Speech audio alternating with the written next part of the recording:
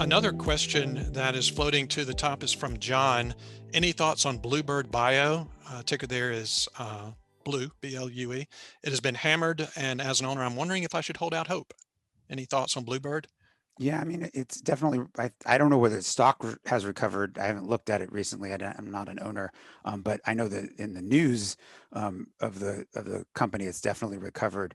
I think they had some side effect issues that turned out that they were worried that their treatment was causing cancer, and that doesn't seem to be the case.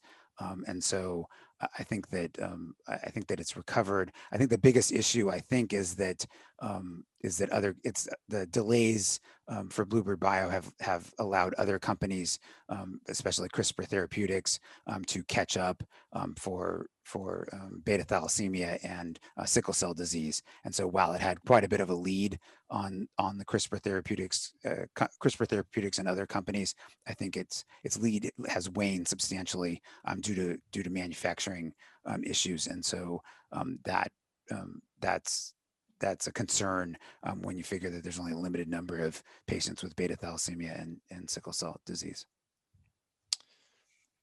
And Retired 20 says, I have OGN, that's Organon, as a result of the Merck spinoff. It has done poorly. Thoughts? This is a story I haven't followed very closely. Brian, have you watched this spinoff very much? I haven't looked at the valuation of Oregon, so I can't really talk to the whether it's done poorly or not, and whether it'll recover or not. I think it's not something that would be very interesting to me. If I was a Merck shareholder, I probably would have just sold it on the first day, because I think that it's basically the has-beens of Merck. They sort of spun it off to try to have the rest of Merck grow quicker.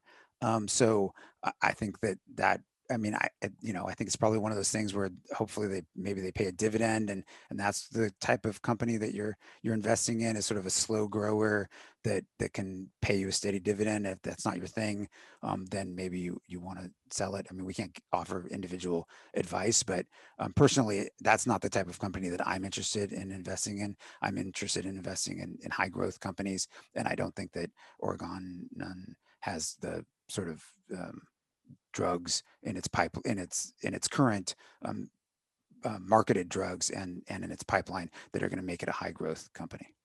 This is one of those deals that companies make to boost growth for the primary company, right?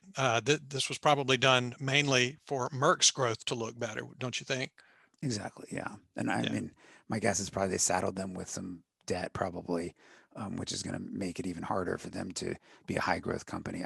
I honestly haven't really looked at it. I mean, I know I've read the headline news, but I haven't looked at it very closely, and so I can't give you much of a opinion on whether you should hold or not. Even if I could give you individual advice, I can't give you my opinion of the company very much because I haven't looked at the nitty gritty details of the company.